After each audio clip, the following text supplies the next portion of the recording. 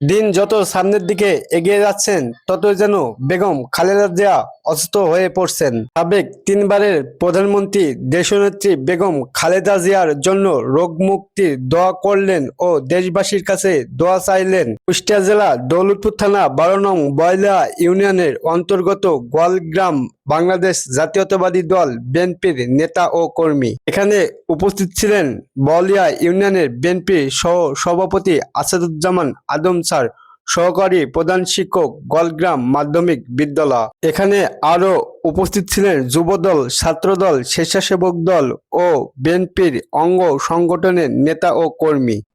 যিনি আজকে মৃত্যুসজ্জায় অবস্থান করছেন, তার জন্য আমরা সারা বাংলাদেশের আনাচে কানাচে দোয়া মাহফিলের আয়োজন হচ্ছে। সেই সাথে আমরাও আজকে ওনার শারীরিক সুস্থতার জন্য দোয়ার আয়োজন করেছি।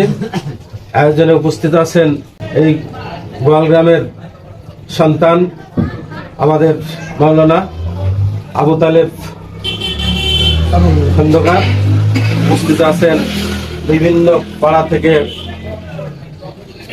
বিএনপির নেতা কর্মীবৃন্দ। আমি তাদেরকে জানাই আমার সংগ্রামী শুভেচ্ছা, সালাম, আসসালামু আলাইকুম। আসলে ওনার আজকে যার জন্য আমরা এখানে উপস্থিত হয়েছি দোয়া মাহফিলের, তার কথা বলতে গেলে এত শেষ হয় না। পৃথিবীতে আমার মনে হয় খুঁজলে পাওয়া যাবে কিনা সন্দেহ, কারণ তিনি যে সম্মানের অধিকারী, এই ধরনের মহিলা নারী অবস্থান খুঁজে পাওয়া মুশকিল। তিনি একজন শহীদ প্রেসিডেন্ট জিয়াউর রহমানের স্ত্রী, তিনি একজন স্বাধীনতা যুদ্ধের ঘোষক জিয়াউর রহমানের স্ত্রী, তিনি একজন বাংলাদেশের তিনবার প্রধানমন্ত্রীর দায়িত্ব পালন করেছেন। এত গুণান্বিত ব্যক্তি তিনি। তার জীবনে তিনি কোনোদিন আপোষ কারোর সাথে করতে যায় নাই। হসপিটালে শায়িত অবস্থায় আছে।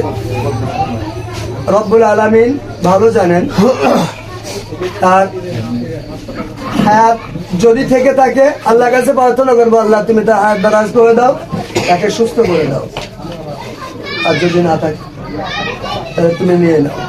আমরা প্রাণ খুলে তার জন্য দোয়া করবো।